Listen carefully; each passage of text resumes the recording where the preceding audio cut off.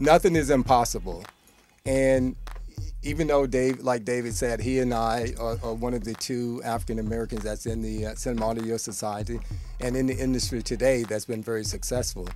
But the thing about it, I mean, whether it's race or not, when I got in, race was a problem.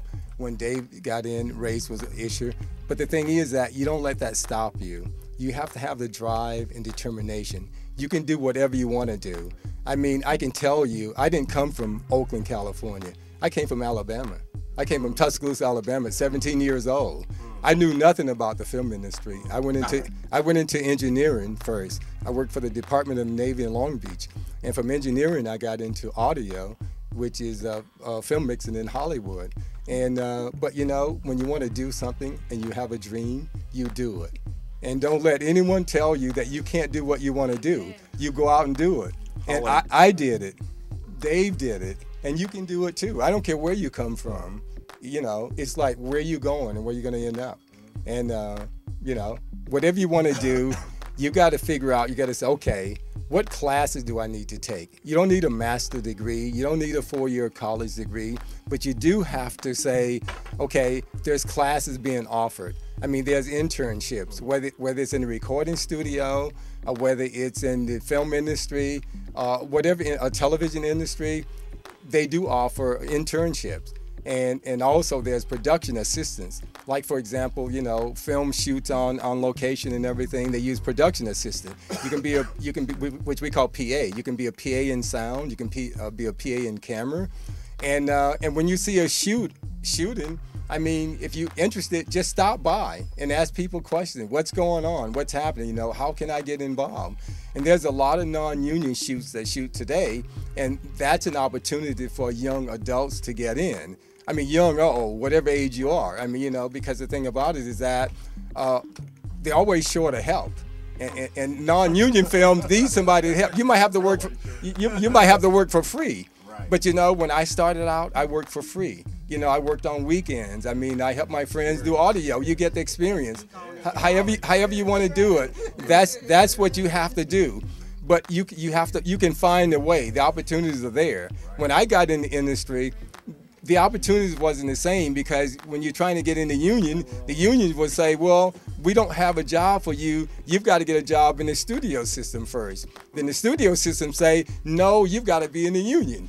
So I mean, you know, that's what it was. So you say, okay, how do I do this? So but now today it's not the same. I mean, you can be working on a non-union film, and you can be signed up with the union, and next thing you know, you in the union, and you're off and running. So it's a little bit easier today, but you still have to apply yourself. You have to, you know, like, yeah, like there's a Production Weekly that comes out, and it tells you where all the films are shooting, you know, if they're union, they're non-unions, and you can find out a lot of information and everything. And there's a lot of training programs in different schools. Colleges offer all kinds of training programs. Like I said, you don't have to have a master's degree. You don't have to have a 4-year degree. What I would advise, get some training, because my background is in engineering. That's how I got started. That's what allowed me to get into Hollywood. But anyway. What else? You have something to say? Well, maybe. I always have something to say. You know, the original question that you ask is, you know, what path? You know, how do you go about it? To me, your dream is what you make it. Your path is the path that you choose to go down. No matter what it is, there is no dream too great to dream. You know, you could be sitting there at your house and you're watching what's going on this weekend, the BET Awards, and you're going, man, why can't I be up there on stage? Or, man, how come I'm just not even in the audience, you know, observing what's going on? What I feel is a problem with a lot of people is they will sit there the rest of their lives wishing they can do it. And there are very few people that will put that first foot forward to go out and do it. You know, and that's the point where you have to look at yourself. Do I have the compunction? Do I have the drive? Am I willing to get up off of this couch and stand up and say, you know what? I just don't want to do that. Next year, this time, I will be there. And the minute you make that decision to do it, that's when your dreams come true. That's when your path begins. And you never know where it's going to take you. When I did that myself, I ended up in Croatia.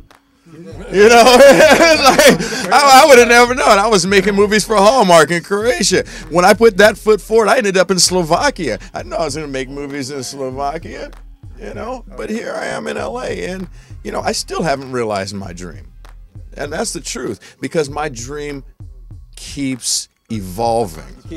It keeps evolving. Today I'm producing a movie. Tomorrow I would like to run Paramount Studios.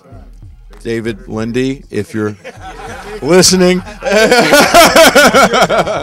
Exactly. But who knows where your dream will take you, but establish your dream.